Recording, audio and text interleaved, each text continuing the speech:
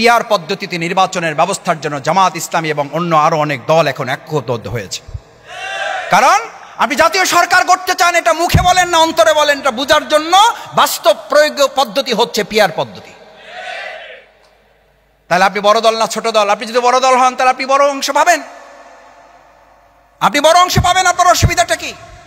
কিন্তু আমরা তার বিপরীতে দেখি যে যত বড় দল তত বড় চাঁদাবাজিতে ব্যস্ত হয়ে পড়েছে, যে যত বড় দল সে তত সন্ত্রাসে নিজেকে জড়িয়ে ফেলে আত্মতৃপ্তির ঢেকুর গেলে বলছেন আমরা বড় দল, আমাদের কিছু সমস্যা থাকবে। আপনি তো বড় দল, তাহলে আপনার ভয় কেন? আমি তো ছোট দল, আমার তো ভয় নাই। আমি ছোট দল, আমি ছোট অংশ পাবো, জনগণ যা রায় দেবে তার ভিত্তিতে হিসাব হবে। কিন্তু এই 53 বছরে আমাদের অবস্থার পরিবর্তন করার জন্যই তো আমাদের এই জনগণ নতুন কোনো একটা বন্দোবস্তর কথা তারা বলতে চায়। 53 বছরে আমাদের এই সংস্কৃতি পরিবর্তন হয় নাই। এখন আমি বলতেছি এই নতুন পদ্ধতিতে আমাদের জনগণ অভ্যস্ত নয়, জনগণ অভ্যস্ত।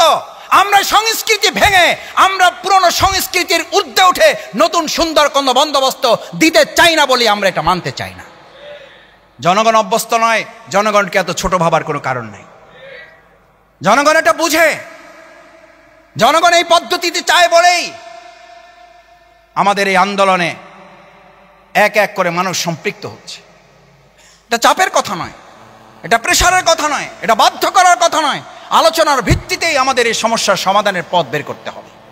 কারণ আমাদের 53 বছরেতে সব অলি গলি পার হয়ে আমরা তো এসে মানুষকে মুক্তির ব্যবস্থা করতে পারি নাই, মুক্তির রাস্তা তো আমরা দেখাতে পারি নাই, মানুষের ভাগ্য উন্নয়নের জন্য তো আমরা কোনো পথ তাদের সামনে খুলে ধরতে পারি নাই। তাহলে প্রপোর্শনাল রিপ্রেজেন্টেশনের জায়গায় আমরা কেন এখন পর্যন্ত কোনো রাস্তা তৈরি করতে পারছি না? আমার অসুবিধাটা কোথায়? পৃথিবীর যেসব রাষ্ট্রে আছে সেই সব রাষ্ট্রের সাথে আমরা যদি একটু মিলানোর চেষ্টা করি, মিলানোর দরকার নেই। আমরা অগ্রপথিক হব, আমরা মডেল হব, আমরা ভালো কিছু করে দেশ শুধু নয় আমরা গোটা বিশ্বকে দেখাবো। সেই পথ এবং পদ্ধতি তো আমাদের আবিষ্কার করার দায়িত্ব এই নতুন প্রজন্ম গ্রহণ করেছে। পৃথিবীর ইতিহাসে 2024 এবং জুলাই আগস্টের মতো এরকম ঐতিহাসিক গণ অভ্যুত্থান আর কোন রাষ্ট্রে কে করেছে? যেই রাষ্ট্রে গণ অভ্যুত্থান করেছে আমরা আগামী দিনে এমন বন্দোবস্ত মানুষের সামনে তুলে ধরতে চাই, এমন পাটাতন তৈরি করতে চাই যেখানে আর স্বৈরাচার মাথা উঁচু করে দাঁড়াতে পারবে না। কিন্তু আমরা তার বিপরীতে দেখি যে যত বড় দল তত বড় চাঁদাবাজিতে ব্যস্ত হয়ে পড়েছে, যে যত বড় দল সে তত সন্ত্রাসে নিজেকে জড়িয়ে ফেলে আত্মতৃপ্তির ঢেকুর গেলে বলছেন আমরা বড় দল, আমাদের কিছু সমস্যা থাকবে। এই দেশ পরিবর্তনে আপনারা সবচেয়ে বড় বাধা জনগণের কাছে। এটা কি করে একটা দল বলে আমি মাথায় আসে না। টকশোতে টেলিভিশনের সামনে আত্মতৃপ্তির সাথে আমি বলছি, আমার পাশে বসে সহ আলোচক দ্ব্যর্থহীন কণ্ঠে বলছে, তার কোনো অনুতপ্ত নাই, কোনো অনুশোচনা নাই, কোনো প্রতিক্রিয়া নাই। তার প্রতিক্রিয়া হচ্ছে আমরা বড় দল, আমাদের বড় সমস্যা, আমাদের বড় কোনাকুনি, আমাদের বড় হাজার হাজার লোক আমাদের বহিষ্কার হবে। অথচ যে যত বড় দল, যে যত বড় কোরবানি করেছেন তত তো সে বেশি আনন্দ করেছেন।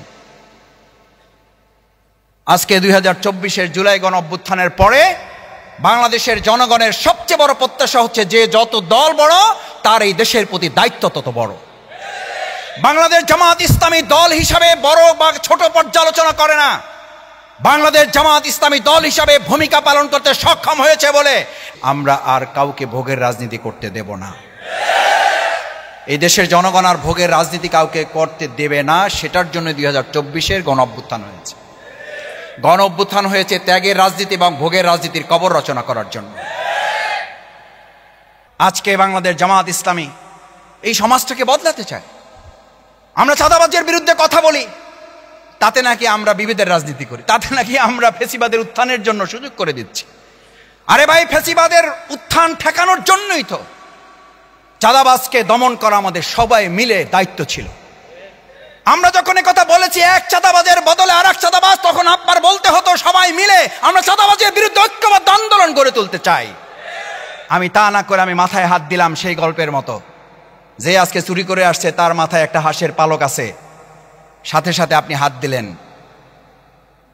আশেপাশে লোকেরা আপনাকে চোর বলবে না ভালো বলবে? আপনি কেন হাত দিলেন? আপনি চুরি করলেন না, তাহলে মাথায় হাত দিলেন কেন? বলা তো হয় নাই যে সবার মাথায় পালক আছে, এই কথা তো আমরা বলি নাই। আমরা তো নাম ধরে কাউকে বলি নাই যে আপনি চুরি করে আসছেন আপনার মাথায় হাঁসের পালক আছে। আমরা শুধু বলছি এখানে যারা আছেন চুরি করে যা আসছেন তার মাথায় হাঁসের পালক, আপনি হাত দিলেন কেন? এই কথা আমি জানতে চাই না, এই কথা জনগণ জানতে চায়। কেন আপনি নিজেকে টার্গেট করলেন? আপনার মাথায় যদি হাঁসের পালক নাই থাকে, আপনি যদি চুরি নাই করেন, তাহলে তো আপনি নিশ্চিন্ত মনে বসে থাকার কথা। আপনি এই কথা বলার কথা। ইয়েস, যেই কথা ঘোষণা হয়েছে আমরাও এই কথা বলতে চাই যে চুরি করছে তার মাথায় হাঁসের পালক, তাকে ধরা হোক। আপনি সেটা না বলে আপনি মাথায় হাত দিয়ে বসে থাকলেন। গ্রামে একটা কথা আমরা প্রায় বলি, চোরের মনে পুলিশ পুলিশ। আজকে ধর্ষণের কথা বললেই আমার যে ঘটনা, সে আজকে মামলা প্রত্যাহার করতে চায়। সে মামলা করে নিরাপত্তা পাওয়ার অধিকার সে রাখতেছে না। এমন একটা দেশের জন্য আমাদের হাজার হাজার ভাই বোনেরা জীবন দেন নাই। এমন একটা দেশের জন্য আমাদের গণ অভ্যুত্থান হয় নাই। এটা তো আমাদের বুঝতে হবে। আপনি ভালো কিছু করতে যান, তার মানে হচ্ছে আপনার পিছনে শত্রু কাজ করবে না? করবে না? করবে। আপনাকে ভালো কিছু করতে দিবে না। এই ভালো কিছু করতে না দেওয়ার জন্যই আজকে আমাদের পিছনে যারা কাজ করছেন, আমরাও পরিষ্কার একটা কথা বলতে চাই, আমরা জনগণকে নিয়ে আগামী দিনে ভালো কিছু করার মধ্য দিয়েই বিগত দিনের 53 বছরের সমস্ত বস্তা পচা মানবরচিত মতবাদের পতন ঘটিয়ে সেখানে ইসলামের বিজয়ের আমরা সুনিশ্চিত করব। সে নিশ্চিত করা আমাদের দায়িত্ব। কারণ আমাদের সন্তানেরা স্লোগান দিয়েছিল, আমাদের ছাত্র জনতা স্লোগান দিয়েছিল, উই ওয়ান্ট জাস্টিস। জাস্টিস কোথায় পাওয়া যায়? জাস্টিস কে দিতে পারে?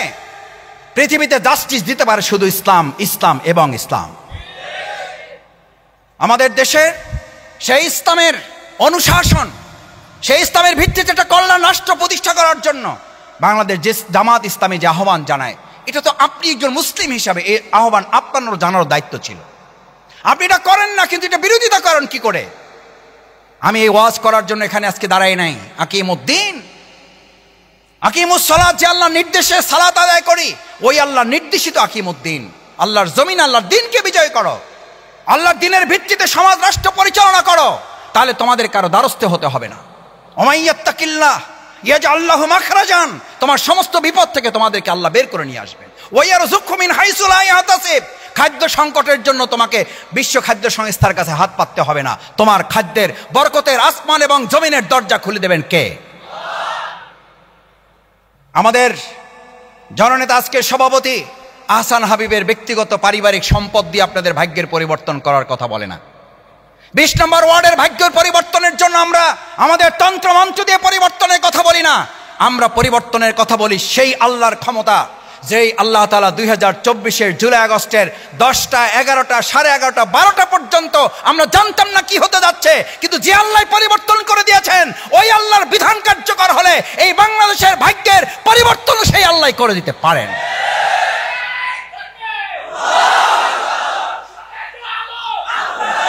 বন্ধুগণ, 20 নম্বর ওয়ার্ড শুধু নয়, আমরা গোটা ঢাকার 75টি ওয়ার্ডে আমরা আমাদের কাউন্সিলরদের কাজ করার জন্য ইতিমধ্যে নির্দেশনা দেওয়া হয়েছে। আমরা চাই আমাদের এই সৎ, যোগ্য, দক্ষ নেতৃত্বের মাধ্যমে আগামী দিনে আমাদের ঢাকাকে গোটা বাংলাদেশের একটা মডেল সিটি হিসেবে আমরা এটাকে উপস্থাপন করব।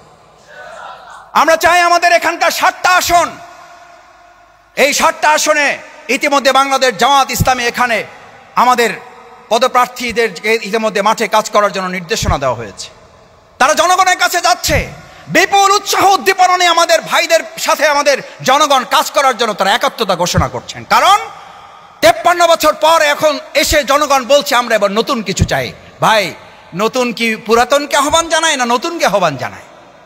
তো নতুন যদি নতুনকে আহ্বান জানায়, 2024-এর জুলাই আগস্টের গণ অভ্যুত্থানের অন্যতম চেতনা হচ্ছে আমরা নতুন কিছু চাই। এই নতুন কিছু উপহার দেওয়ার জন্য বাংলাদেশ জামাত ইসলামীর কাছে শুধু নতুন আছে। আমরা তো একটা আহ্বান ঢাকাবাসীর কাছে করতেই তো পারি। আপনাদের জন্য দরজা খুলে দিয়েছিলেন 17 বছর, আমাদের অফিস বন্ধ ছিল, আপনাদের ঘরকে আমাদের অফিস বানিয়ে দিয়েছেন। আমাদেরকে পুলিশ আমাদের পিছনে, গোয়েন্দা আমাদের পিছনে পিঁপড়ার মতো খুঁজে বেরিয়েছিল, আপনাদের ঘরগুলোকে আমাদের আশ্রয়ের একটা কেন্দ্র ঘর বানিয়েছিলেন। সেই ঢাকাবাসীর কাছে আমরা একটা আবদার তো করতেই পারি, যদি আপনার ঘরটা আমার জন্য নিরাপদ হয়, এবার ঢাকাটাকে আমরা আপনার জন্য নিরাপদ করতে চাই। এবার 20 নম্বর ওয়ার্ডকে আমরা আপনার জন্য নিরাপদ ওয়ার্ডে পরিণত করতে চাই। আপনার দোকানে গিয়ে কেউ চাঁদা চাওয়ার সাহস করবে না। আপনার দোকান অন্যায়ভাবে কেউ বন্ধ করে দেওয়ার হুমকি দিতে পারবে না। থানা, ওসি, ডিসি যারা যেখানে আছেন সবাই যার যার জায়গায় সমান ন্যায্যতা নিয়ে সে তার দায়িত্ব পালন করবে এবং কাঁধে কাঁধ মিলে আমরা কাজ করব। এই পল্টনের থানাগুলো, এই শাহবাগের থানাগুলো যখন পুলিশ প্রশাসন আসতে ভয় পাচ্ছিলেন, জামাত ইসলামের এই চেয়ারে বসা নেতৃবৃন্দ ফোন করে করে আমরা তাদেরকে সাহস জুগিয়েছি। আস্থার জায়গা তৈরি করেছে জামাত ইসলামী। আসেন, শুধু আসেন না, আপনার ওই ঘর, আপনার ওই থানার অফিস ক্লিন করে দেওয়ার জন্য আমরা ক্লিনার সহ আমরা নিজেরা গিয়ে ওখানে কাজ করেছি। সেই লোকেরা এখানে বসা আছে। কোন কোন থানায় আমরা চেয়ার কিনে দিয়েছি, কোন কোন থানা আমরা টেবিল গিফট করেছি। এটা আমরা থানাকে দেই নাই, এটা আমরা দিয়েছি আমরা আমাদের প্রিয় দেশকে। কারণ যে থানা আমাদের দেশকে নিরাপদ করবে সেই থানাকে ওই সময় নিরাপদ করা আমরা আমাদের দায়িত্ব মনে করেছি। সুতরাং আজ এখানে আমার সামনে যারা উপস্থিত, আমরা আমাদের এই প্রিয় ঢাকা, আমরা আমাদের এই 20 নম্বর ওয়ার্ড সহ গোটা ঢাকা সিটি দক্ষিণ কর্পোরেশনকে আমরা যদি গোটা বাংলাদেশের মধ্যে মডেল করতে চাই, সেই মডেল করার একটা আহ্বান হিসাবে বাংলাদেশ জামাত ইসলামীর আহ্বান ঘরে ঘরে পৌঁছে দেওয়ার জন্য আমরা যারা আজকে এখানে এসেছি, নতুন করে কিছু করার সিদ্ধান্ত জামাত করতে পারে এই কথা বলে কি আমরা ঘরে ঘরে যাওয়ার জন্য প্রস্তুত আছি? সবাইকে আমরা পারবো ইনশাল্লাহ? আমরা কি সবাই রাজি আছি ইনশাল্লাহ? আল্লাহর জমিন, আল্লাহর দিন বিজয়কে আমরা রাজি আছি ইনশাল্লাহ? জুলাই অভ্যুত্থানে গুলির সামনে দাঁড়িয়েছি, প্রয়োজনে আবার গুলির সামনে দাঁড়াবো ইনশাল্লাহ। আল্লাহ তাআলা আমাদের হাতগুলা কবুল করুন।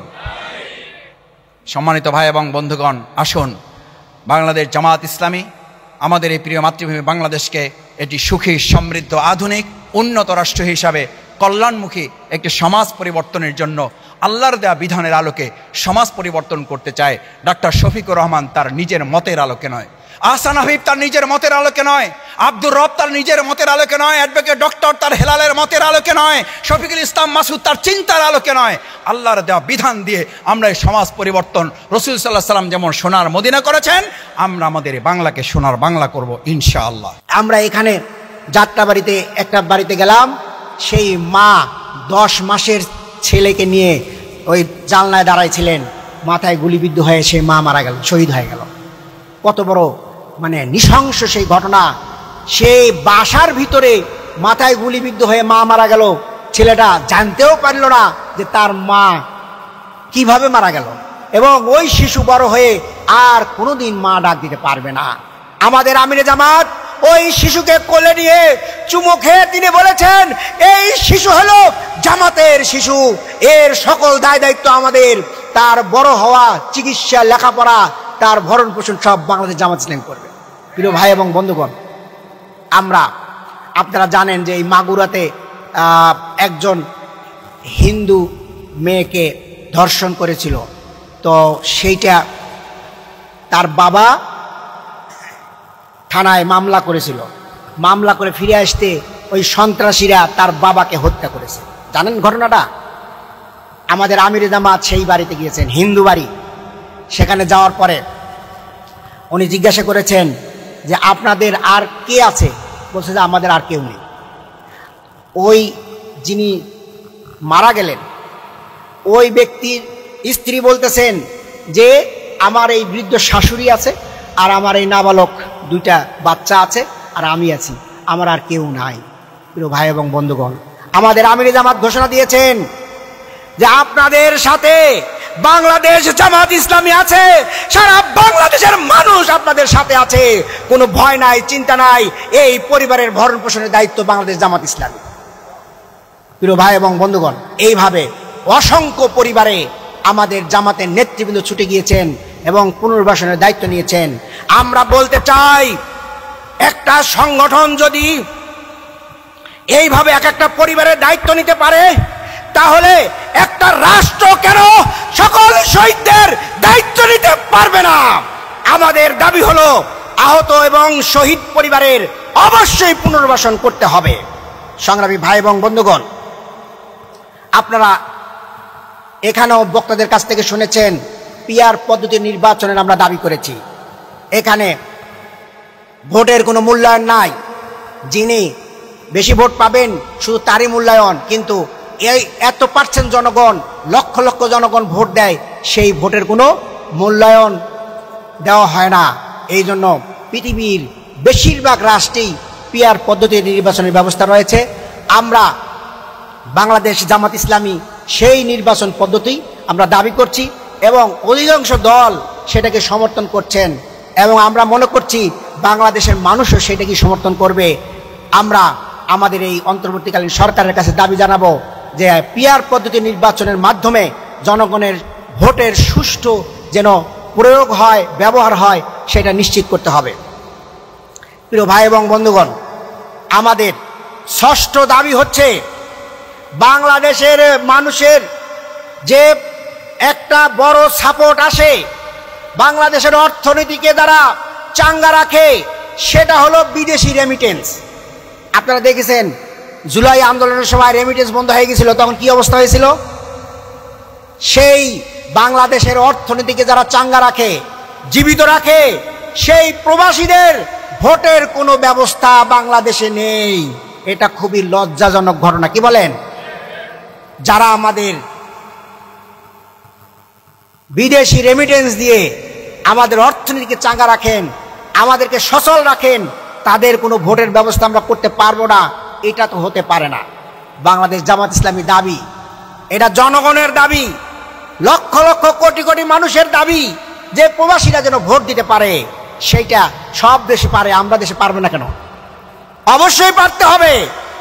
আমরা দাবি করেছি জনগণের পক্ষ থেকে যে প্রবাসীদের ভোটের ব্যবস্থা করতে হবে। সংগ্রামী ভাই এবং বন্ধুগণ, আমাদের 7 দফা দাবির সর্বশেষ দাবি হচ্ছে নির্বাচনের মাঠে লেভেল প্লেইং ফিল্ড করতে হবে, সবার জন্য সমান অধিকার ব্যবস্থা করতে হবে। কি বলেন?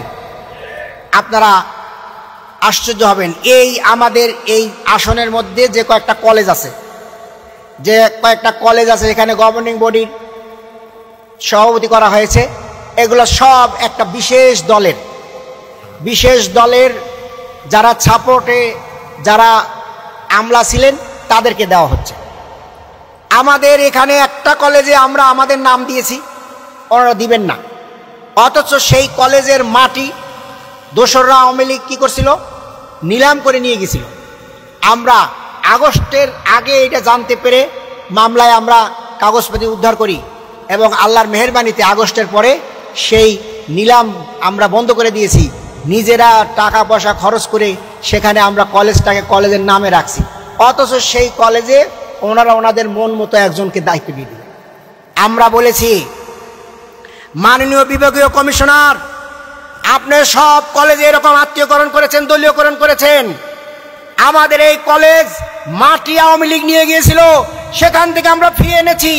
এই কলেজ হলো জামাতের, এখানে আপনি অন্য কাউকে দায়িত্ব দিতে পারেন না। আপনি মাটি ছিল না, সেই মাটির ব্যবস্থা করেছি, আপনি সেখানে সভাপতি আরেকজনকে করবেন? কত বড় ক্ষমতা আপনার! প্রিয় ভাই এবং বন্ধুগণ, এইভাবে প্রত্যেকটি জায়গায় তারা এরকম খোটা করার ব্যবস্থা করতেছে।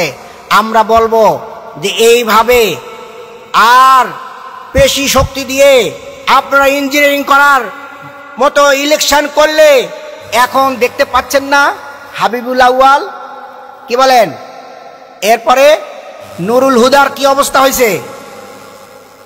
প্রিয় ভাইয়েরা, এই বিষয়গুলোকে সামনে রাখতে হবে এবং অন্তর্বর্তীকালীন সরকারকে আমরা বলবো সবার জন্য সমান অধিকার দিতে হবে। জনগণ যার ভোট যাকে ইচ্ছা তাকে দিবে, সেই ধরনের পরিবেশ, সেই ধরনের সভা সমাবেশ সহ সকল অধিকার যেন সমানভাবে ভোগ করতে পারে, সেই ব্যবস্থা করতে হবে। না হলে সুষ্ঠু নির্বাচন করা যাবে না। প্রিয় ভাই এবং বন্ধুগণ, আমাদের অতীতে 2 জন মন্ত্রী দায়িত্ব পালন করেছেন 5 বছর, যাদের সেই মন্ত্রণালয়ে কোনো ধরনের দুর্নীতি, অনিয়ম, স্বজনপ্রীতি কিছু ছিল না। তারা বিভিন্নভাবে চেষ্টা করেছেন, কোনো দুর্নীতি, 2 টাকার দুর্নীতি খুঁজে পায় নাই। আগামী দিনে এই বাংলাদেশ থেকে যদি দুর্নীতি মুক্ত করা যায়, বাংলাদেশ 1 বছরের মধ্যে একদম এমন অর্থনীতির উপর দাঁড়াবে যে এই অর্থনীতিকে চ্যালেঞ্জ করার কোনো শক্তি থাকবে না ইনশাআল্লাহ। আর সেই দুর্নীতি বন্ধ করতে হলে বাংলাদেশ জামাত ইসলামের কোনো বিকল্প নেই। প্রিয় ভাই এবং বন্ধুগণ, আজকে দেখেন, আমি এই তো হজ করে আসলাম কয়েকদিন আগে, যেখানে এই 1 মাসের জন্য লক্ষ লক্ষ লোক আসলেন, প্রায় 30-40 লক্ষ লোক এক্সট্রা আসলেন, কিন্তু ওখানে তো জিনিসপত্রের দাম বাড়ে নাই, বরঞ্চ কমে গেছে। আর আমাদের দেশে কি হয়, বাংলাদেশে খালি দ্রব্যমূল্য বাড়তেই থাকে। কি কারণে? এই চাঁদাবাজির কারণে। পথে পথে চাঁদা দিতে হয়, যে কারণে দ্রব্যমূল্যের দাম বেড়ে যায়। সংগ্রামী ভাই এবং বন্ধুগণ, আমরা বলতে চাই, বাংলাদেশ জামাত ইসলামী যদি আপনাদের দোয়ায় ক্ষমতায় আসে, তাহলে বাংলাদেশ থেকে এবং এই অঞ্চল থেকে চাঁদাবাজ বিদায় নিতে বাধ্য হবে। হয় চাঁদাবাজরা থাকবে, আর না হলে বাংলাদেশ জামাত ইসলামী থাকবে। এই দুই দল একসাথে থাকতে পারে না। এই অঞ্চলকে, ঢাকা 8 আসনকে আমরা চাঁদাবাজ মুক্ত করব ইনশাআল্লাহ। এখানে কোনো চাঁদাবাজির ঠাঁই থাকবে না ইনশাআল্লাহ। আমাদের এই অঞ্চলে যত সরকারি অফিস আদালত আছে, কোন অফিস আদালতে ঘুষ এবং দুর্নীতি থাকবে না ইনশাআল্লাহ। আমাদের এই অঞ্চলে কোনো মাদকের সয়লাভ আমরা আর বরদাস্ত করব না। এখানে যুবকদের হাতে কাজ দেওয়া হবে, যুব সেন্টার করা হবে, যুবকদের উপযোগী কাজ দেওয়া হবে, যে কারণে তারা কাজের মধ্যে থাকবে, তারা ওই সকল মাদক নিয়ে চিন্তা করার কোনো সুযোগ থাকবে না। সংগ্রামী ভাই এবং বন্ধুগণ, আমি সব শেষে যে কথাটা বলতে চাই সেটা হচ্ছে, বাংলাদেশ জামাত ইসলামীকে নিয়ে একটা কথা আছে যে জামাত যদি ক্ষমতায় যায় তাহলে কি করবে? নারীদেরকে ঘরের মধ্যে বন্দি করবে। আমরা পরিষ্কার বলতে চাই, ইসলামে কোনো বৈষম্য কোনোদিন ছিল না এবং আগামীতেও থাকবে না ইনশাআল্লাহ। আমাদের প্রিয় নবীর স্ত্রী হযরত খাদিজাতুল কুবরা ছিলেন আরবের সবচাইতে বড় ব্যবসায়ীদের মধ্যে একজন ব্যবসায়ী। কি বলেন? আমাদের উম্মাহাতুল মুমিনিন হযরত মা আয়েশা রাদিয়াল্লাহু তাআলা আনহা, যিনি ছিলেন একজন শ্রেষ্ঠ শিক্ষিকা, যার আন্ডারে লক্ষ লক্ষ সাহাবীরা শিক্ষা গ্রহণ করেছেন। কি করেন নাই? প্রিয় ভাই এবং বন্ধুগণ, হযরত ওমর রাদিয়াল্লাহু আনহুর সময়ে অনেক অফিসার নিয়োগ দেওয়া ছিল বাজার মনিটরিং করার জন্য, মহিলা অফিসার। প্রিয় ভাই এবং বন্ধুগণ, অতএব ইসলামে কোনো বৈষম্য নাই। ইসলাম মানে সবার অধিকার ফিরে দেওয়া হবে, যার যার যোগ্যতা অনুযায়ী তিনি কাজ করবেন। এখানে ধর্ম, বর্ণ, এখানে কোনো বাছ বিচার করা হবে না। এখানে সবাইকে সমান অধিকার দেওয়া হবে। এখানে কোনো সংখ্যালঘু থাকবে না। এখানে সকল নাগরিক সমান অধিকার ভোগ করবে। প্রিয় ভাই এবং বন্ধুগণ, এই জন্য আমি আমাদের ভাই বোনদেরকে বলবো যে নারীদের ব্যাপারে যে অপপ্রচার চালানো হচ্ছে, এইটা আপনারা কি করবেন? দূর করে দিবেন। ইসলামে কোনো বৈষম্য নাই। ইসলাম নারীদেরকে আরো সম্মান দেয়, ইসলাম সবাইকে মর্যাদা দেয়। অতএব আমরা যেন মানুষের এই কথায় কান না দিয়ে আমরা মা বোনদেরকে বলবো, আপনারা যে ছাত্রদের যে স্লোগান ছিল, উই ওয়ান্ট জাস্টিস, কেমন? এই জাস্টিস মুখে মুখে হবে না। এই জাস্টিস তখনই হতে পারে যখন আল কোরআনের আলোকে আমরা ন্যায় এবং ইনসাফের কথা বলবো, তখনই শুধুমাত্র জাস্টিস কায়েম হবে। ছাত্রদের যে স্লোগান, সেই স্লোগানকে, তাদের সেই রক্তকে সম্মান করতে হলে আমাদেরকে অবশ্যই আল কোরআনের আলোকে, আল হাদিসের আলোকে ইনসাফ এবং ন্যায় নীতি কায়েম করতে হবে, একটি কল্যাণ রাষ্ট্র কায়েম করতে হবে। তাহলেই এখানে সবার কাছে আমরা শান্তির বার্তা পৌঁছে দিতে পারবো। প্রিয় ভাই এবং বন্ধুগণ, আগামী দিনে আমরা এই বিষয়গুলোকে সামনে রেখে যেন আমরা পাড়ায় পাড়ায়, মহল্লায় মহল্লায় আমরা গণসংযোগ করার মাধ্যমে প্রত্যেকটি ভোটারের কাছে এই বার্তা পৌঁছে দিতে পারি যে আগামী দিনে বাংলাদেশ হবে ইনসাফের বাংলাদেশ, আগামী দিনের বাংলাদেশ হবে চাঁদাবাজ মুক্ত বাংলাদেশ, আগামী দিনের বাংলাদেশ হবে দুর্নীতিমুক্ত বাংলাদেশ, আগামী দিনের বাংলাদেশ হবে স্বনির্ভর বাংলাদেশ। এবং সেখানে সবার হাতে কাজ থাকবে, সবাই এখানে সুখে সমৃদ্ধিতে বসবাস করবে। সেই ধরনের বাংলাদেশ গড়ার জন্য প্রত্যেকটি পাড়ায় মহল্লায় ভোটারদেরকে সজাগ করতে হবে, সচেতন করতে হবে এবং সবাইকে ঐক্যবদ্ধভাবে আমরা যেন আগামী নির্বাচন সুষ্ঠুভাবে করতে পারি সেই আশাবাদ ব্যক্ত করে সবাইকে আগামী দিনের সেই আন্দোলন সংগ্রামে ভূমিকা রাখার উদাত্ত আহ্বান জানিয়ে আমার কথা এখানে শেষ করছি। আল্লাহ হাফেজ। বাংলাদেশ জিন্দাবাদ। বাংলাদেশ জামাত ইসলামী জিন্দাবাদ। ধন্যবাদ সম্মানিত প্রধান অতিথিকে। আমাদের উদ্দেশ্যে অত্যন্ত